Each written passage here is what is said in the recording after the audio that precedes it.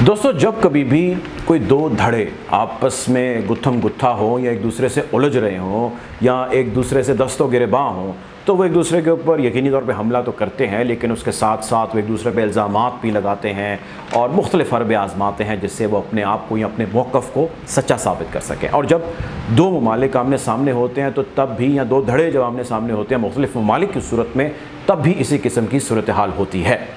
इस वक्त जो कुछ जारी है ईरान में उसका जिक्र हो रहा है, बहुत सारा मीडिया उसको रिपोर्ट कर रहा है, लोकल भी इंटरनेशनल भी, और उस रिपोर्टिंग के दरमियान या उस रिपोर्टिंग के दौरान जिस चीज़ को आंसर को हाईलाइट किया जा रहा है वो इस वक्त ईरान के अंदर मौजूद जो हुकूमत है, जो रजीम है, जिसको अथॉरिटेरियन रजीम भी कहा जाता है, उसकी सख्तियों के हवाले से या उसके अपने लोगों या खुसूसन ख़वातीन के हवाले से तंग नज़री को बहुत ज़्यादा अयां किया जा रहा है, बयान किया जा रहा है। आज जो खबर जिसका मैंने आपसे जिक्र करना है वो एक रिबटल है या वो एक जवाबी वार है जो ऐसे सारे लोगों को दिया गया है ईरान की जानिब से। आज खबर ये है कि ईरानी स्टेट टेलीविज़न ने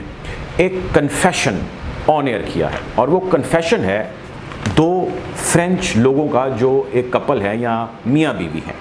हुआ ये, मामला ये है कि ईरानी स्टेट टेलीविज़न ने एक इंटरव्यू का टीज़र यानी कि एक शॉर्ट क्लिप ऑन एयर किया और उन्होंने कहा कि इसके हवाले से हम तफसीली प्रोग्राम या डॉक्यूमेंट्री आपके सामने पेश करेंगे। लेकिन जो टीज़र था वो आपको मैं सुनवाता हूँ। उस टीज़र के अंदर मियाँ और बीवी जो कि फ्रांसीसी हैं और जिनको इस एहतजाज के सिलसिले में पकड़ा गया, उनका एतराफ़ी बयान सामने आया जिसमें वो इस चीज़ का एतराफ़ कर रहे हैं कि हम फ्रांसीसी इंटेलिजेंस एजेंसी के लिए काम करते हैं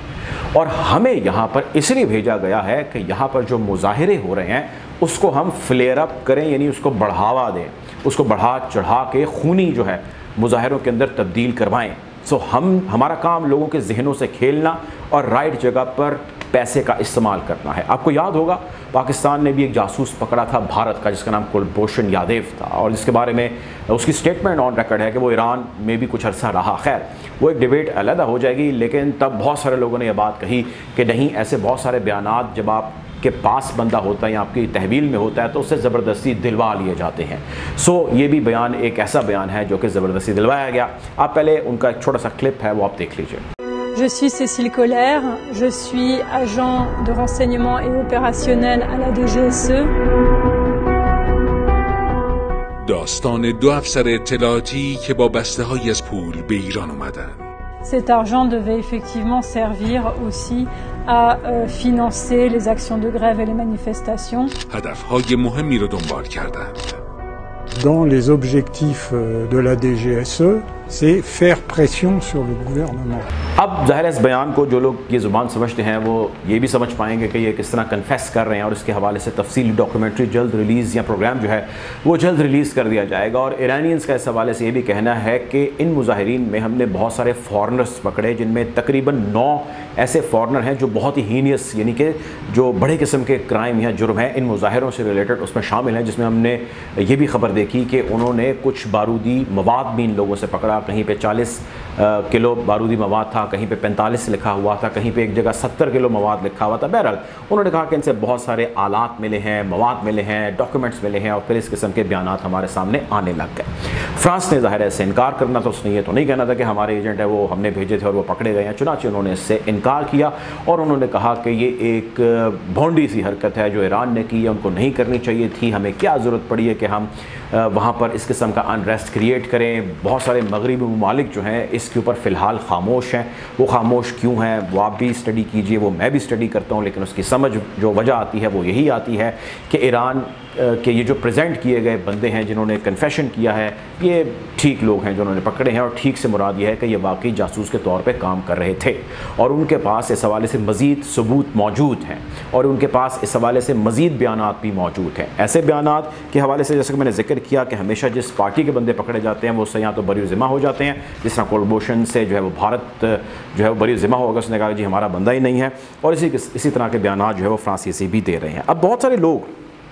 ये सवाल रेज़ करते हैं और ये कहते हैं कि इन मुजाहरों के सिलसिले में बहुत सारी हलाकतें हो गई ईरान के अंदर, बहुत सारे लोग ज़ख्मी हो गए और ऐसे ज़ख्मी हुए, कुछ अपाहज हो गए कि ज़िंदगी भर का रोग है जो उन्होंने लगा लिया। बहुत सारे लोग ये कहते हैं कि इन मुजाहरों के सिलसिले में कई बैंक जो है वो लूटे गए, कई सरकारी अमलाक को जो है वो मुनहदम कर दिया गया, नुकसान पहुँचाया गया, लोगों की जो प्राइवेट लोग हैं उनकी गाड़ियाँ जला दी गई, स्कूलों की बसें जला दी गई, 60 के करीब एम्बुलेंसेस जला दी गई। बहुत सारा ऐसा नुकसान किया गया जो रियासत का था ही नहीं, वो आम लोगों का था, आम शहरियों का था। तो इस किस्म का जो एनवायरनमेंट क्रिएट किया गया है या जो कोई भी ये करना चाहता था, उसके पीछे मकसद सिर्फ ईरान के अंदर अनरेस्ट क्रिएट करना था, उसके पीछे मकसद सिर्फ रियासत को गंदा करना या बदनाम करना नहीं था। और ये जो मौजूदा मुल्क के अंदर मसाइल हैं और वसाइल हैं, उसमें ये मुल्क के जो बासी हैं हमारे यानी ईरानी हैं, उनका काम नहीं है। हाँ, ईरान में ऐसा सेंटिमेंट या ऐसे लोग ज़रूर पाए जाते हैं जो कि इस स्कूल ऑफ थाट के हैं कि हम पे इतनी ज़्यादा हिजाब की या दुपट्टे की